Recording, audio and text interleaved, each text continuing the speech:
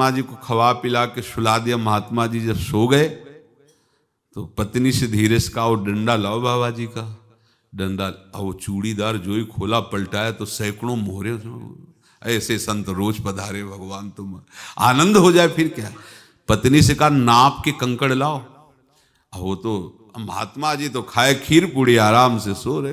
रात में पूरी प्लानिंग करके उसमें कंकड़ भर के चूड़ी लगाकर सिराने रख दिया, सारी मोहरें हटा ली। महात्मा जी आराम से छड़ी उठाए तो वजन पक्का। वैसे बड़े लोग चतुर होते हैं, पर ये नहीं जानते कि कर्म कितना भयानक होता है। और उनकी कोई संतान नहीं थी, पर धन में इतना प्रेम उनको था। बहुत सावधान। साधु महात्माओं के पास जो अर्थ है, गृहस्थी अगर आता वहीं से है, पर अगर उसको जोर जबरदस्ती या किसी छल कपट से, तो वो उसका विनाश ही करता है। आज तक का प्रमाण है। अब उनको ये भाव पता नहीं होगा, या पता होगा तो लोभ के कारण वो उसको मान नहीं पाए होंगे।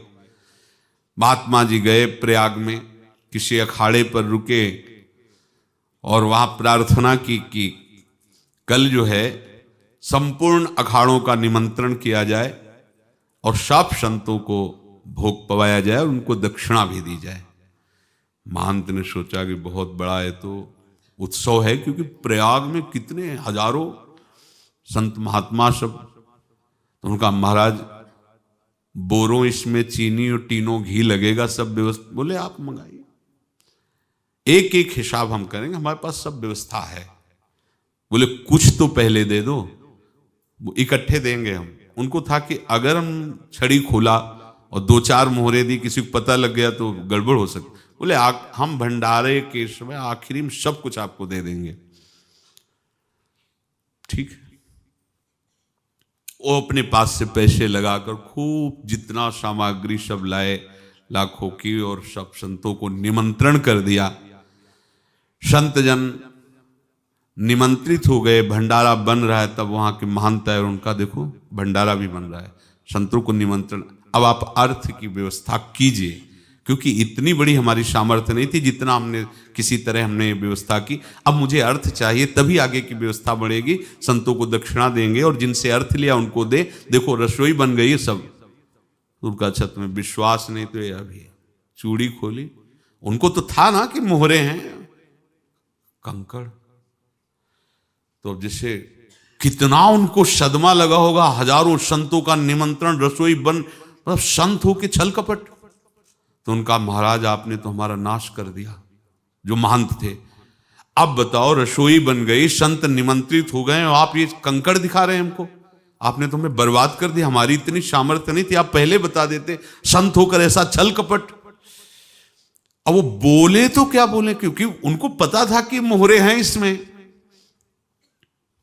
अंदर से उनका चिंतन गया उसी सेठ के पास, अच्छा ऐसा धोखा हमारे साथ किया, भोगोगे तुम। ये जो निकलता है ना भोगोगे, ये अकाट्य होता है। क्योंकि किसी का भी हृदय, मान लो किसी भी जीव जंतु को आप कष्ट दें और उसका हृदय आह भर जाए, तो वो आह वज्र की लेख है, तुम्हें भोगना पड़ेगा। वो देखो भीष्म जी को भोगना पड़ रहा है ना। सांप को ऐसे धनुष की नोक से उठाया और बंबूल के कांटों के ऊपर फेंक दिया, कई दिन तक सेदा हुआ, वो आह भर करके मरा। तो आपको 6 महीने बाणों की सैया पर आह किसी की ना लेना जिंदगी में। कोई ऐसा कोई आह भर करके कह दिया तुम समर्थ हो, हम तो कुछ कर नहीं सकते, और अंदर से दुख, फिर तुम्हारी सामर्थ्य काम नहीं करेगी, मिट्टी में मिला देगी। फिर ये तो संत थे और भगवत आराधना के लिए, संत आराधना के लिए ही ऐसा किए हुए थे। अब इनका कैसे मुंह दिखाएं, अब क्या करें। सुबह संत जन आएंगे, सबके बीच में हमारी कि देखो इन्होंने, अब क्या करें। गए और संगम में जाके छलांग लगाई, अपने प्राण त्याग दिए। अब उनके तो पास मोहरे थी और व्यापार बढ़ा, और 9-10 महीने बाद ही लड़का हुआ। अब तो उनको कि संत फलीभूत हो गया। देखो व्यापार चल रहा, लड़का नहीं होता था, लड़का भी हो गया। बड़ा आनंद छा रहा है। जब से वो प्रकट हुए और धन की वृद्धि शुरू हो गई। पढ़ाई लिखाई में उनके खर्चा हुआ सब, बस बीमारी शुरू हो गई उनके शरीर में। अब उसमें पैसा जाना शुरू हुआ। इतने आसक्त वो दोनों हो गए कि कुछ भी हो, व्यापार ठप, संपत्ति बेचना शुरू। तो उन्होंने कहा कि बेटा मैं क्या कर सकता हूं तुम्हारे लिए। बोले हमारी अंतिम इच्छा है प्रयाग चलो, और जितने प्रयाग में संत महात्मा सबको एक बार भंडारा करवाओ, हमारी इच्छा अंतिम है। क्योंकि अंतिम यही इच्छा थी। तो बोले अब ज्यादा संपत्ति तो नहीं रह गई। तो बोले घर बेच दो, मेरे लिए ही तो है, बेच दो। मुझे लगता मैं बचूंगा नहीं, पर मेरी अंतिम इच्छा पूर्ण कर दो। घर बेच दिया, जेवर बेच दी। वहां गए, जब संत सेवा की तो बोले मुझे संगम तक ले चलो। संगम तक ले गए और बोले समझे तुम चुराए थे और हमने उसको छीना है, कुछ नहीं रह गया तेरे पास कुछ, अब केवल ममता और आसक्ति में जलकर मर और नरक प्राप्त कर। मैं वही महात्मा हूं जिसकी तूने मोहरे ली थी, शरीर छोड़ दिया। महात्मा को जन्म लेना पड़ा और इनको दुर्गति भोगनी पड़ी। ऋणानुबंध होश में, ऐसा नहीं कि आप जो कर रहे हैं कोई देख नहीं रहा, कोई हिसाब किताब नहीं, जो कर रहे हैं अवश्य में भोक्तव्यम। बहुत सावधान। अनेक जन्मों में अनेक लोगों से जो कुछ लिया दिया है, इस लेने देने को मिटा देने के बाद ही तुम मुक्त हो गए। इसीलिए एक उपाय है, लेना न देना मगन रहना। क्या? मालिक को समर्पित हो जाओ, मालिक को अपना माना हुआ समर्पित कर दो, खत्म। अहम त्वाम स्वरूपापेभ्यो मोक्षयिष्यामि, सब खत्म। आगे पीछे लेना देना सब खत्म। एकादश स्कंद में भगवान श्री कृष्णचंद्र जी ने कहा जो मेरे चरणों का आश्रय लेकर भक्त मेरा भक्ति करता है, उसके पितृ ऋण, मातृ ऋण, देव ऋण, ऋषि ऋण, सब ऋणों से मैं मुक्त कर देता हूं। बस यही एक उपाय है जो इसके बंद करने का उपाय भक्तों के लिए है, वो यही है, भगवान की शरण में होकर अपना माना हुआ पूरा भगवान के अर्पित कर दो। अर्पित करने का तात्पर्य उसमें अहम हटा दो। तो दियम वस्तु गोविंदम तुभ्यमेव समर्पय। जिनसे तुमने सेवा करवाई है उनकी सेवा करनी पड़ेगी, जिनसे तुमने जो कुछ लिया है उनको देना पड़ेगा। ये लेने देने का व्यापार जब तक समाप्त नहीं होगा तब तक तुम्हारा जन्म मरण चलता रहेगा। अब आपको यहां समझना है, यदि आपसे किसी ने पैसे लिए बेईमानी करके नहीं दे रहा है तो आप उसको गाली मत दीजिए, आपने बेईमानी की थी इसलिए आपकी बेईमानी हुई है, ले गया, कोई बात नहीं है, बंधन से मुक्त हुए, जो बोझा था चला गया। उसको ऐसा ना देखे कि ये बेईमान हमारे रुपए मार लिए, अब जो कुछ होगा देखेंगे। अगर आप आगे नया कुछ करते हैं तो फिर आगे का हिसाब आपको भोगना पड़ेगा, ध्यान रखना। ऐसा नहीं है कि आपको भोगना नहीं पड़ेगा। एक ही उपाय है कि अब जो शरीर धारण किए इसी में जो भोग ले, आगे ना होना चाहिए। तो क्या करे? सर्वतो भावेन भगवान की शरण ले ले। ये तो सर्वाणि कर्माणि मयि सन्न्यस्य मत्पराहा अनन्ये नैव योगेन माम ध्यायन्तु उपासते तेषामहं समुद्धर्ता मृत्यु संसार से। ये बड़ा कठिन है पार होना, कोई छोटी मोटी बात है। एक महात्मा बाल्यावस्था से भजन करते थे, शालिग्राम भगवान पास रखते थे और उन्हीं की आराधना करके बस पाठ, नाम, जप और भ्रमण करते थे। यौवन अवस्था थी, गंगा जी के किनारे अपने ठाकुर को विराजमान करके स्नान करने के लिए कपड़ा ही उतार रहे थे कि 90 लोग आ गए, भाला तलवार सब ले, मारो मारो इसको मारो, घेर लिया। तो उन्होंने हाथ जोड़कर कहा हमने क्या अपराध किया, कोई सुन ही नहीं रहा। तो उन्होंने कहा मार तो डालोगे ही आप 90 लोग, हम कोई अस्त्र शस्त्र तो लिए नहीं, एक बार हमें गंगा में डुबकी लगा देने दो और अपने ठाकुर को स्नान करा देने दो, फिर इसके बाद आप मार देना। भगवत इच्छा से वो लोग रुक गए, स्नान किया और अंदर से प्रार्थना की, प्रभु ये क्या लीला है आपकी, आपके सिवा मेरा कोई है नहीं और ये मुझे मारना चाहते हैं। तो भगवान ने जानते हो क्या कहा उनके अंतर में, तुम मेरे में ध्यानस्थ हो करके शरीर को छोड़ो, ये लोग मारेंगे।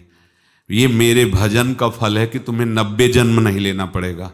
एक ही जन्म में 90 मिलके, तुमने 90 हिंसा की थी पूर्व में, तो तुम्हें 90 बार जन्म लेना होता और एक एक करके मारते। ये मेरे भजन का प्रताप है कि एक बार में ही 90 का हिसाब हो जाएगा। तुम आंख मूंदो, मेरे ध्यान में मगन रहो, मेरे प्रताप से तुम्हें कोई चोट नहीं होगी और स्वाभाविक मूर्छावस्था में प्राण तुम्हारे छूट जाए। ऐसा ही हुआ, ऐसा हुआ। तो ये बात समझ लो कि ये जो कर्मानुबंध है, ऋणानुबंध है। आप देखो, अगर शाप महात्माओं ने दिया कि तुम्हारे वंश का इससे विनाश होगा, तो भगवान भी परम धाम जा रहे तो उसी कील से, बाण की नोक में जो मछली लील गई थी छोटा कण, उसी से की नोक बनाई और उसी नोक को प्रहार किया। भगवान के श्री चरण में वही बाण की नोक लगी और भगवान ने स्वीकार किया ना। भगवान का बड़ा लीला विचित्र है। अगर छुप करके उधर रामावतार में बात, तो इधर ऐसे स्वीकार किया है भगवान ने। ऐसा कहीं नहीं दिखाया कि मैं भगवान हूं तो मैं अपने लिए, ऐसा नहीं दिखाया। नारद जी का हित किया पर नारद जी ने शाप दिया तो भगवान ने स्वीकार किया। बंदरों ने ही सहायता की, जैसा बोले थे वैसा। ये लीला इस शरीर में भोगनी पड़ेगी।